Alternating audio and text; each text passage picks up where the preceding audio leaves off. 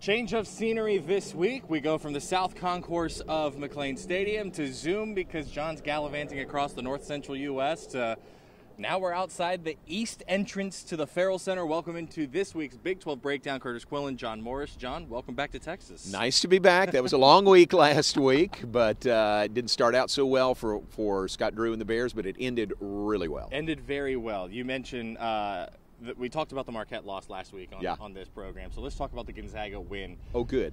8-0 run to end it. Pretty good way to win it. It was great. I mean, the most amazing thing was how, as badly as Baylor played against Marquette, and the defense was bad, and 20 turnovers in the game, 16 in the first half, but then the coaches just go to work, they get a plan, they tell the players what they want to do, and then they come out and implement it and get a huge win over Gonzaga. So it was really, really impressive to see. Both teams very similar. I mean, that one-point game shows more than just that these two teams are both very good and capable of playing a good game. 1 and 2 in offense in Ken Pom coming into the game. Both now down near between 50 and 80 in defense, and I think a lot of that is youth on both sides. Both have some one-and-done prospects this year, but an 8-0 run to end it. Resiliency down the stretch, big shots from Adam Flagler, containment of Drew Timme. I think we found Drew Timme's kryptonite, and it's Big 12 teams. That's right. Not just Baylor, right? That's true. 9 points, isn't that right? 9 points, 5 rebounds, something I think, for Drew Timme, and didn't get his first field goal until the second half. So the Bears controlled him even better this game, really, than they did in the national championship game. He only had 12 that game. Elsewhere, we'll talk more about basketball later on, but that was definitely the biggest talking point for Baylor in the past few days, and that's saying something because you and I just watched them beat Tarleton 80-57 last night. Very shorthanded too. Wait, I think they just called another foul in that one. More free throws. Yeah. The Big 12 championship game is in the books. College football is headed to the bowl season, and as we all expected in August, Kansas State is Big 12 champion in 2022 with a remarkable effort that we kind of thought was possible on this show last week. 31-28, the final in overtime. We're not going to get into the was it or wasn't it a touchdown from Max Duggan in overtime. At the end of the day, even the cameras didn't know. Yeah, so right. Who are we to say? But what a win for Kansas State, and it wasn't enough to knock the Big 12 out of the college football playoff. You remember back in July, Big 12 media days, and there were these whispers about Kansas State, right? Yeah. Hey, these guys are good. These guys could have a really good season. Chris Kleiman really has it going there. But, kind of whispers in July. And here in December, they end up hoisting the Big 12 trophy. They're the teams that beat Kansas State this season. Are you ready? Yes. I think it's a 10-3 American Conference champion and going to a New Year's Six bowl. It is a 8-4 Texas and 12-1 TCU. Yeah, that's it. That's it. Great season. Yeah. And a great season by TCU, and I'm really glad that they got in the playoff. They deserve that. And it seemed like the drumbeat was kind of going that way, wasn't it? There was conversation in the last couple of weeks, well, if they lose, I don't know if they're going to get in. But then it became, they deserve to be in. So that was good, and I'm glad they did. And there was an argument on Twitter last week that maybe last week's conference championship games should have just been for seeding and that the playoff 4 should have been set.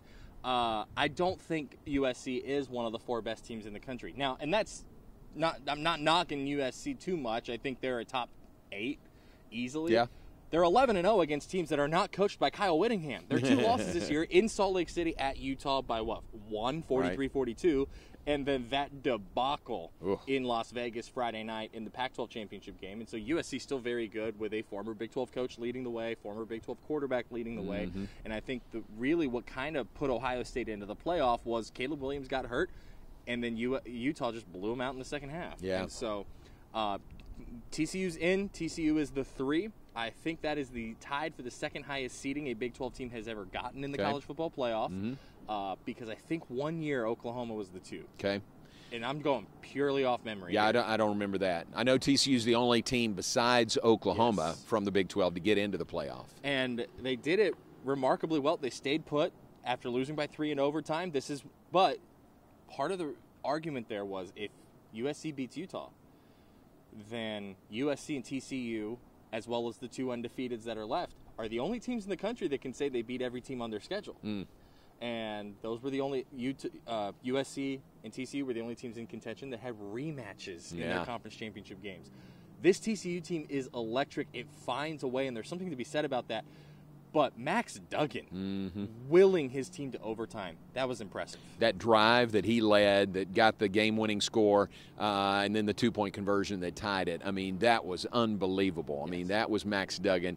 I'm not saying that got him to New York as a Heisman finalist, but it sure helped along the way. It helped along the way. When you look at the stats, on that drive he had 95 rushing yards, John. How many players in the game finished with more than just that 95? Because I promise you that was not all of Duggan's rushing yards. Right. I don't know. I would guess no more than one. Deuce Vaughn. Really? He had like 137 or 157. And that's it. And he was your Big 12 championship game MVP in this one. And so that drive, the only one who beat you on that drive alone was Deuce Vaughn. And the only one who beat Max Duggan in rushing yards, period, was Deuce Vaughn. Wow, that's great. And so he was, I mean, deservedly so for Deuce Vaughn MVP honors in the game. But Duggan, a Heisman finalist, I think it's either him or Williams, and you could talk me into either one at this point. I don't know how the voters are going to go there. I really don't. I'm glad he's a finalist. I'm glad he's there. And I think, I don't know. I don't know how to predict a winner of that, but I think Max Duggan might be one or two. Maybe no lower than two. And that's my thought is I could be easily persuaded into either Williams or Duggan. Yeah. I have very strong arguments that I would make, not here, but against C.J. Stroud and Stetson Bennett in that race. But I think if it's either Williams or Duggan, as long as they're 1 and 2, I'm going, you know what? They got it right. Let's talk bowl schedule, and we'll end with basketball this week. So the bowl schedule is out. 8 teams from the current Big 12 conference are bowling. I say current because we'll elaborate on that in just a minute. Let me pull up the bowl schedule. It starts with the game that you and I will be at from Ammon G. Carter Stadium in Fort Worth. And on the campus at TCU, it is Thursday, December 22nd, a 6:30 p.m. Central Time kick on ESPN. The Lockheed Martin Armed Forces Bowl between 6 and 6 Baylor and 9 and 3 Air Force. That one is an interesting matchup between two teams who love to run the football. Yeah, very much so, and nobody does it better than Air Force this year, at least. Hey, help me with their running back's name, Brad. Oh, I knew you were going to ask. Okay, I'm going to call him Brad because I know that's right. But Mountain West Conference offensive MVP, great season there, and he's kind of the bell cow running the ball. But it's not just him, obviously, in that triple option offense. But 9-3 season, and what I listened to some of the interviews with the Air Force players and Coach Calhoun, I mean, they're excited to get a shot at Baylor, to get a shot at a Power 5 school. So, I mean, Baylor's going to get their best shot. Baylor better get their mind right because they're going to get the best shot from Air Force. Tuesday, December 27th is the next one for a current Big 12 member, and I'll be honest, this was the one I was rooting for my own self-interest. It is the Guaranteed Rate Bowl at 9:15 p.m. Central Time kick on ESPN from Chase Field in Phoenix. Between 6 and 6 Wisconsin, now led by would have been Big 12 coach Luke Fickell, against 7 and 5 Oklahoma State, and I think this is a dangerous matchup for OSU. Again, they better get their mind right, and who's going to be available, who's playing the game for Oklahoma State. Who's left in Stillwater? That's right. Who's your quarterback? Who's your receiver? Who's going to play for the Cowboys? For selfish reasons, I'm hating the transfer portal this week. Right. For those of you who don't know, Oklahoma State is the Big 12 team that has been most decimated by the transfer portal this week. Trace Ford in the portal. Spencer Sanders in the portal. Yeah. Half the defense in the portal. Couple of receivers as they fall off the curb. Careful. And one thing, and we don't have to talk about it, but it needs to be mentioned because it's notable. Ollie Gordon liking tweets ripping offensive coordinator Casey Dunn. Really? Something's happening in Stillwater that is not good. Yeah, I mean, I don't know. Obviously, I don't know, but just that number of guys who are jumping ship, what does that mean? Yeah. Moving on from that one before I get too football depressed. 4:30 p.m. Central the next day, December 28th. It's the AutoZone Liberty Bowl. It is the 6 and 6 Kansas Jayhawks bowling for the first time since 2009 against the 6 and 6 Arkansas Razorbacks. This is a fun matchup. Yeah, that's great. It would have been great if it was Kansas, Missouri, but that wasn't going to happen. Missouri and the SEC didn't let that happen. But people are referring to this matchup as Kansas versus Arkansas. Yeah, yeah. Kansas and Kansas. Yeah. And I saw a joke from Brett McMurphy. Winner gets to use Kansas moving forward. This is the bowl game that brings me to the point. There are people who don't understand how bowl bids work. Yeah. And it is done by conference. The conference does the contracts with the games, and then it depends on the conference on who gets to choose who goes where. Usually in concert with the bowls, yes. Right? Now, the SEC, to me, has a little more of a heavy hand in this, right? My understanding is the SEC says you get this team. And that with the SEC, they place the teams. Now, their New Year's Six contracts are handled by the college football playoff. So the SEC is a little bit out of the fold, but it is kind of done in a combination of the contracts between the SEC and the bowl games, right, and the college football playoff and the bowl games to get the most optimal matchups, really, for the SEC. Yeah. So the SEC places its teams. The Big 12 does the contracts, and once the New Year's Six games are done, it is entirely up to the bowl. The bowl, it goes in order pick. So first after the New Year's Six is the Alamo Bowl. Alamo Bowl gets to pick, and anytime Texas is available at that point, you'll notice historically they take Texas. Right. Whether 6-6, 9-3, or 8-4, they take Texas. So that's why that one was easy to project for everybody. After that, I think it's the Cheez-It Bowl, which kind of threw all of the projections out the window because it jumped at the chance at a blue blood program like Oklahoma. And then from there, it's the Texas Bowl, and it works its way down, which is kind of why when you have these bowls who pick the teams are allowed to say no. The teams are allowed to say, no, we don't want to go there, and then they move on. And so that's how it works. And most of the conferences are more similar to the Big 12 than they are to the SEC. My understanding is the SEC is the only one that autonomously says, no, Ole Miss is going to the Texas Bowl, Arkansas to the Liberty. Right. I think you're right. That's what I've heard. And keep this in mind also, the Big 12 does, they're available. Yes. If the bowl says, what do you think about so-and-so and so-and-so, And the Big 12 certainly would voice their opinion, but they're not heavy-handed with that at all. Right. Yeah. So moving on from that, it is the TaxAct Texas Bowl, 8 o'clock Central Time, Wednesday, December 28th, between 7 and 5 Texas Tech and 8 and 4 Ole Miss from NRG Stadium in Houston on ESPN. That's a fun matchup. Yeah. You ready for this?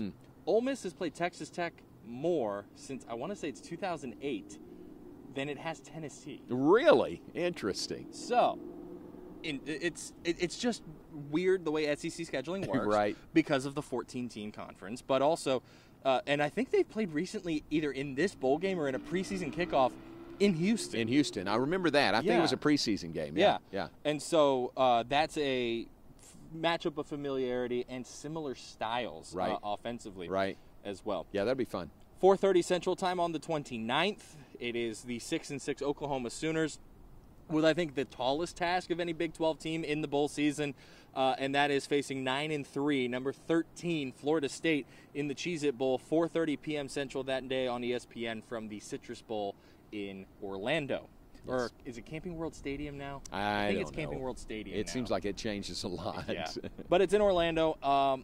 Man, that Florida State team, under the radar 9-3 team. Yeah. All 3 losses came in a row in October, and people just kind of wrote off the Seminoles, and they didn't lose again after that. Right. This is a really good Seminoles team. Yeah, that'll be tough. Oklahoma's going to have their hands full. 8 p.m. Central that night from San Antonio at the Alamo Dome. It is the only top 20 non-New Year's Six Big 12 game. It is number 20 Texas at 8-4, facing number 12 Washington at 10-2 in the Valero Alamo Bowl on ESPN. I think Texas has a chance in this one. I picked Texas to win it. I'll be very honest with you. I think what Texas does well gives Washington nightmares, and I think Texas has seen a team like Washington more than Washington has seen a team like Texas. Yeah, that's really good analysis, and I would take Texas also. I think they're really hitting their stride. I mean, just hand the ball off, man. Yeah. Hand the ball off and let Bijan and Roshan run the ball. Do you think If you had a Heisman vote right now and you were ranking your top 5, would Bijan Robinson have been on it? For me, yes. I mean, that's partly recency bias because we saw him last game of the regular season. But great season. I mean, a great season for him. And it just always leans toward the quarterbacks, you know. I think you've got to open that up and open your mind up a little bit to have some Heisman candidates not quarterbacks. I tweeted this. I think the type of reform needed in Heisman Trophy voting is similar to the type of voting needed in Baseball Hall of Fame voting because it's turned into a Davey O'Brien Part 2, and that's not the intention of the award. Right. It's the best player in college football. I think by today's standards, Manti Te'o would not have been a Heisman finalist, and he deserved to be that season. And so I think there needs to be some discourse in the sport that we won't get into here on what is the Heisman Trophy for? Is it a quarterback award? Because the answer should be no. Exactly. Now to the New Year's Six, 11 a.m. Central on New Year's Eve from the Caesars Superdome in New Orleans. You've been there once or twice. Been there, yes. I've been there 3 times. This one's on ESPN. It is number 5, 10-2 Alabama against Big 12 champion number 9, 10-3 Kansas State in the All-State Sugar Bowl. And are you ready for my upset pick? Wildcats not only – he can't talk about this. Wildcats cover and win straight up. Whoa, I like it. Because I don't know who plays for this Alabama team Exactly. in this game. Alabama's a little like Oklahoma State. Yes. You know, who's going to play in this game? I mean, they could be really hamstrung with some of their top players not playing. Right. I mean, if Bryce Young goes to the draft, does he play in this game? If Alabama's insane receiver room decides to go to the league, right? Do they play in this game? Right. What does the coaching staff in Tuscaloosa look like for this game? Because that seems to be where everybody starts their coaching search, is who is in the Nick Saban school for recovering football coaches. And so does he make a change at offensive coordinator like some of the fans want him to, and some Texans fans are telling him you probably should? There's a lot of question marks about Alabama in this game. I think it's a good game. Yeah. And I think it's physical versus physical, which leads to fun football. Yeah, and Kansas State, I mean, I think they will be highly motivated playing a brand name like Alabama in a big game on a New Year's Six game and representing the Big 12 as the Big 12 champs. I mean, they'll be motivated just like Baylor was last year in that game against Ole Miss. And I question the motivation for Alabama. Yes. You know, they are disappointed to be in the Sugar Bowl. And the last time Alabama did not go to the playoff, it won its bowl game, and people are going to be pointing at that. But you have to remember, that was a Mac Jones team that had eligibility, that wasn't going to go to the league. Yeah. That was he was coming back for that next year, and so his running back was coming back for that next year, and the receiving corps was not draft eligible like it is this year. And then they came back and won the national championship in 2020, and so it paid off for them. But these guys are eligible to go to the league, and their draft stock is as high as it's ever going to be, and it's a sport where you can get injured. And so I agree with you on the motivation there. Yeah. And then the final bowl game of the current Big 12, it is the college football playoff semifinal at the Verbo Fiesta Bowl at State Farm Stadium in Glendale, Arizona, 3 p.m. on New Year's Eve. Number 3 TCU, number 2 Michigan, with the first time the Big 12 has been in the playoff with a team not named Oklahoma. I think both of the semifinals are a little bit of old school football means wacky, weird stuff drawn up in the dirt last second. Right. And I think that makes it so much fun. Yeah, I do too. I think it's a great matchup. You know, if that's 2 versus 3. I like the draw, if you will, for TCU to get Michigan.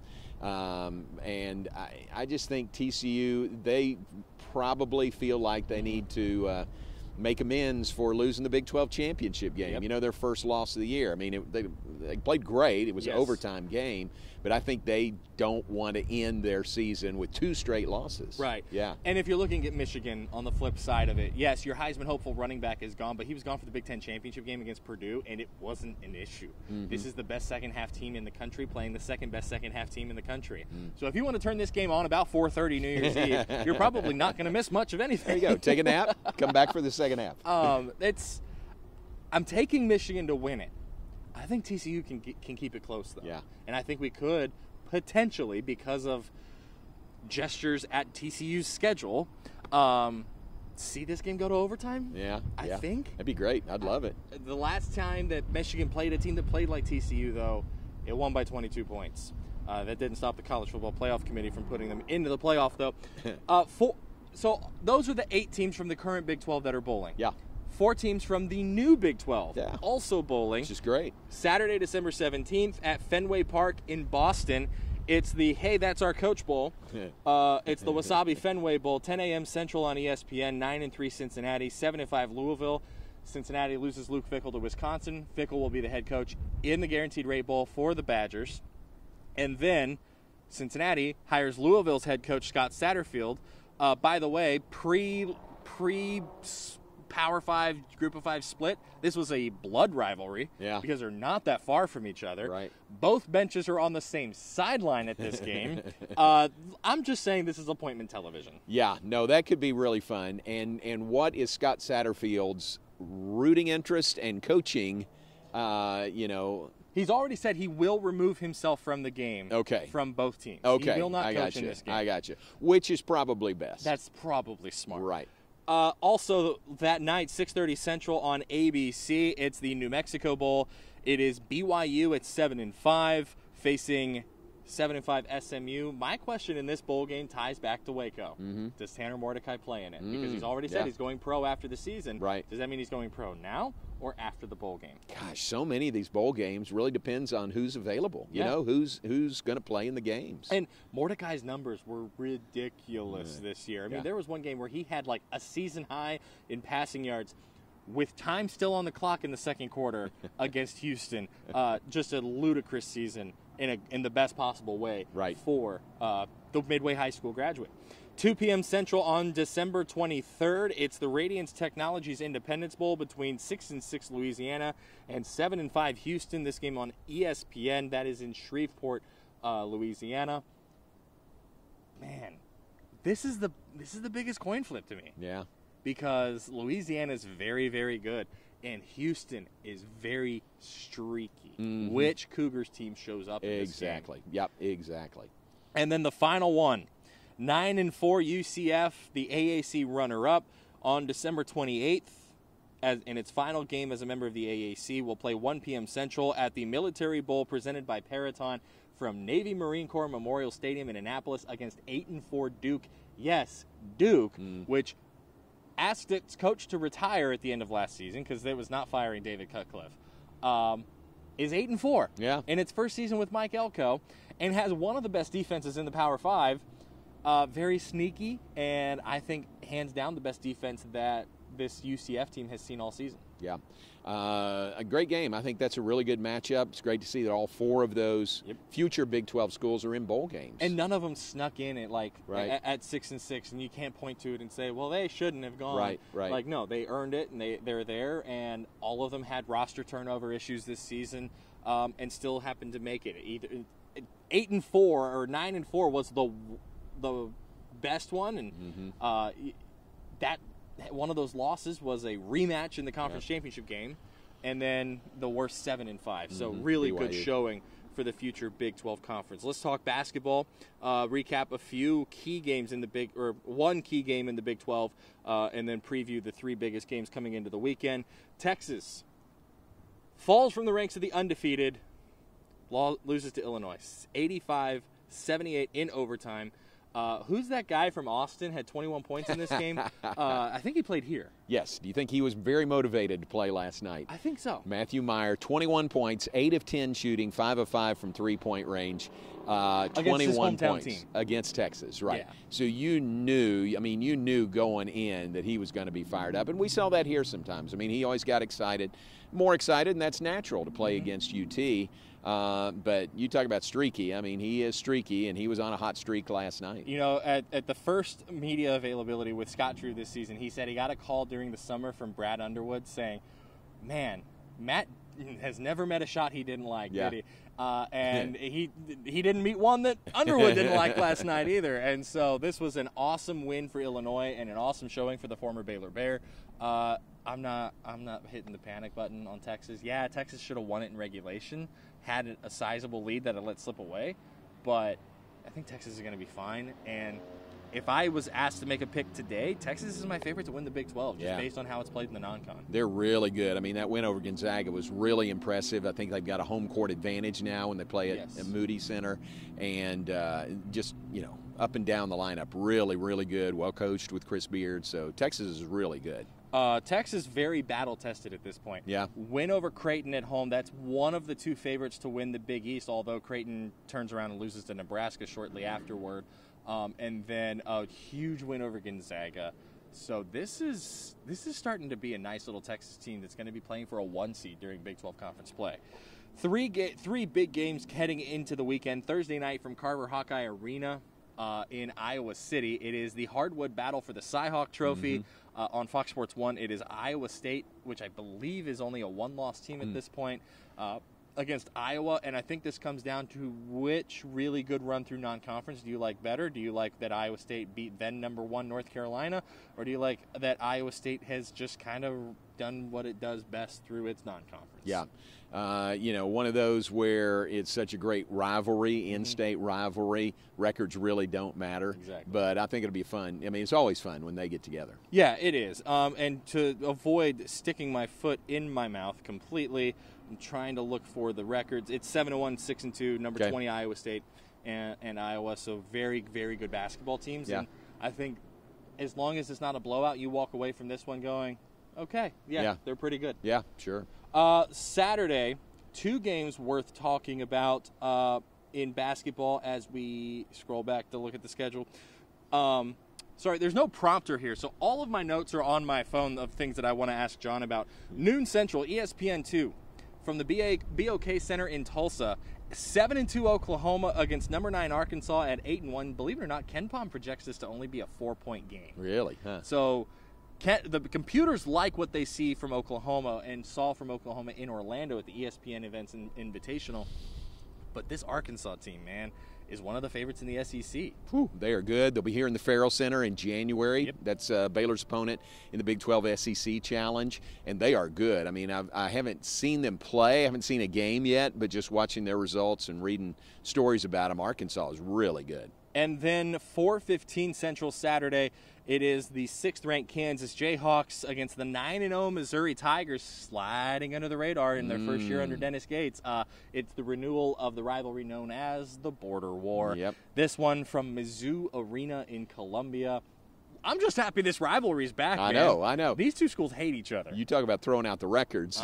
This is it with Kansas and Missouri. No love lost there at all. Not at all. I like Kansas.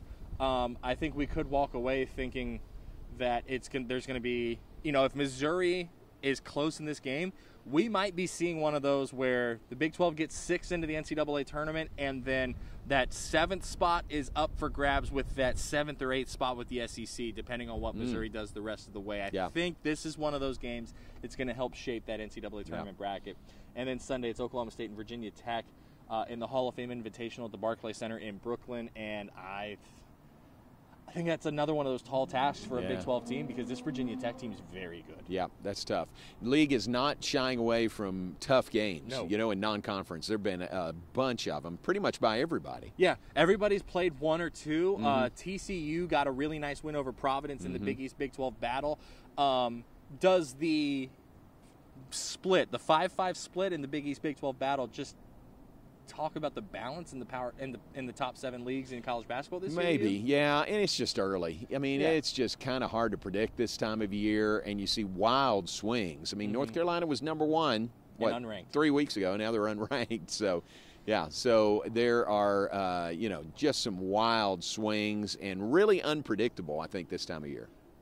So as part of my podcast, Kurt's Corner, which is totally separate from my work at 6 News, I keep track of the KenPom rankings every Monday. How many of the new 4 teams in KenPom do you think are ranked below the current Big 12? How many of them? Well, Houston's not. Houston's not. Houston's high. 1 in KenPom. Okay. 1 or 2?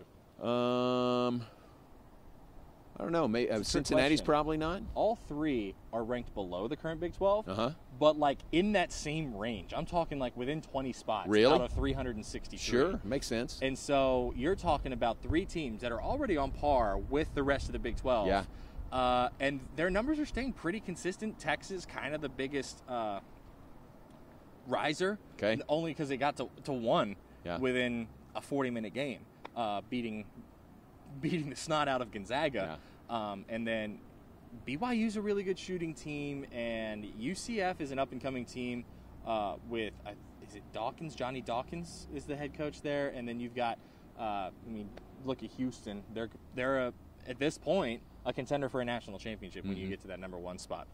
You're on the call tonight. It's Baylor women's basketball against UT Arlington. Tough game. Tough game, and against a Central Texas native. Yes. Sharika Wright. Sharika Wright. I remember her at Copper's Cove, had a great high school career, went on to Purdue and played a little bit in the WNBA, but then has been in coaching. So really, really cool to see her back. And, as close to a hometown team as she can get, 2 counties over. So, 7 o'clock tip. Right. And then we'll have your coverage on 6 News tonight live from the Farrell Center, 6 and 10 o'clock. John, enjoy the game. Good to see you. Nice change of venue here. Yeah. Nice to talk some hoops, and still a little football yet to be played.